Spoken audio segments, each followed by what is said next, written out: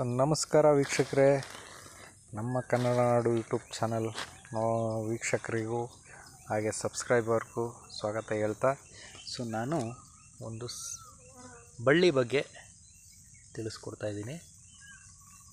ನೋಡಿ, ಈ ಒಂದು ಬಳ್ಳಿ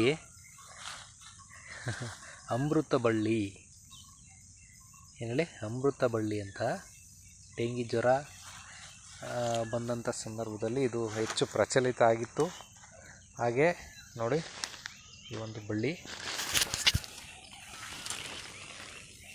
ಇದನ್ನು ಕಷಾಯ ಮಾಡ್ಕೊಂಡು ಕುಡಿತಾಯಿದ್ರು. ಒಂದು ಕಾಲದಲ್ಲಿ ಅಮೃತ ಬಳ್ಳಿ, ಲೋಳೆ ಸರ ಇವೆಲ್ಲ ಹೆಚ್ಚು ಪ್ರಚಲಿತವಾಗಿ ಬಂದಿದ್ವು.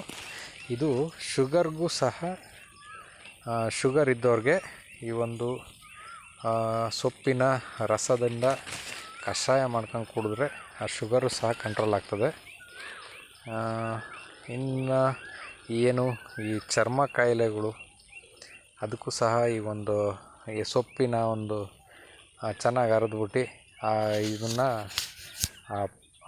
ಅರೆದಿರ್ತಕ್ಕಂಥ ಒಂದು ಪುಡಿನ ಮೈಗೆಲ್ಲ ಹಚ್ಚಿ ಒಂದು ಸ್ವಲ್ಪ ಹೊತ್ತು ಬಿಟ್ಟು ಸ್ನಾನ ಮಾಡಿ ಕಂಟಿನ್ಯೂಸ್ ಆಗಿ ಇದನ್ನು ಯೂಸ್ ಮಾಡೋದ್ರಿಂದ ಚರ್ಮ ಕಾಯಿಲೆಗಳು ಸಹ ಒಂದು 90% ವಾಸಿ ಆಗಿದ್ದಂಥ ಒಂದು ಇದು ಇದೆ.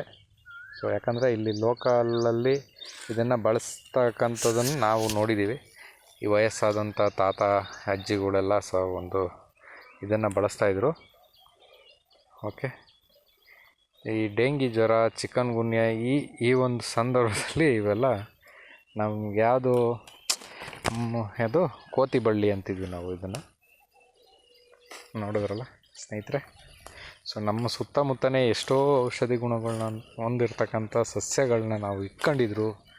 ಆ ಒಂದು ಇಂಗ್ಲೀಷ್ ಮೆಡಿಸನ್ಗೆ ಇವತ್ತು ಜೋತು ಬಿದ್ದುಬಿಟ್ಟಿದ್ದೀವಿ ಅಲ್ವಾ.